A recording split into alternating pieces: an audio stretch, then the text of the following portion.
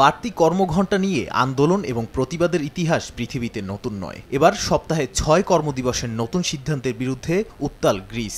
দেশ জুড়ে জন্ম দিয়েছে সমালোচনার। ধীরে ধীরে গোটা ইউরোপ যখন কর্মদিবস ৪ দিন করার দিকে ঝুঁকছে, তখন গ্রিস সরকার কর্মদিবস বাড়িয়ে ৬ দিন করার নতুন পদক্ষেপ নিয়েছে। ১ জুলাই থেকে চালু হয়েছে নতুন নিয়ম। বলা হচ্ছে ৬ কর্মদিবসের কারণে উৎপাদনশীলতা বাড়বে, পূরণ হবে দক্ষ কর্মীর অভাব। নতুন সিদ্ধান্ত অনুযায়ী বেসরকারি প্রতিষ্ঠানের কর্মচারীদের কাজ করতে হবে সপ্তাহে ৪৮ ঘন্টা, যা আগে ছিল ৪০ ঘন্টা। কর্মচারীদের থাকবে প্রতিদিন ২ ঘন্টা বাড়তি কাজ করার সুযোগ। তবে পর্যটন এবং খাদ্য সেবা খাতের কর্মীদের জন্য কার্যকর হবে না নতুন নিয়ম।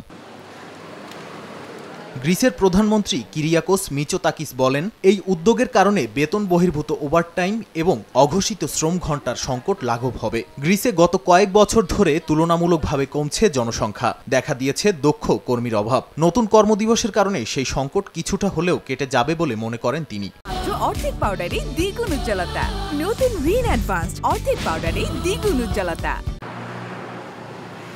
যদিও সরকারের নতুন সিদ্ধান্তের বিরুদ্ধে গ্রিস জুড়ে শুরু হয়েছে সমালোচনার ঝড়। একে বর্বরোচিত সিদ্ধান্ত আখ্যা দিয়ে তীব্র প্রতিবাদ জানিয়েছে দেশটির বিভিন্ন শ্রমিক সংগঠন। গবেষকরা বলছেন, কাজে মনোযোগ এবং উৎপাদনশীলতা বৃদ্ধিতে ৪ দিনের কর্মদিবসের নিয়মই কার্যকরী। ২০২২ সালে বেলজিয়ামে ৫ দিনের পরিবর্তে ৪ কর্মদিবস কাজের আইনি অধিকার দেওয়া হয়েছে।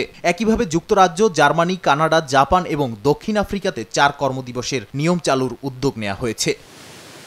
নাদিম মারজান, সময় সংবাদ।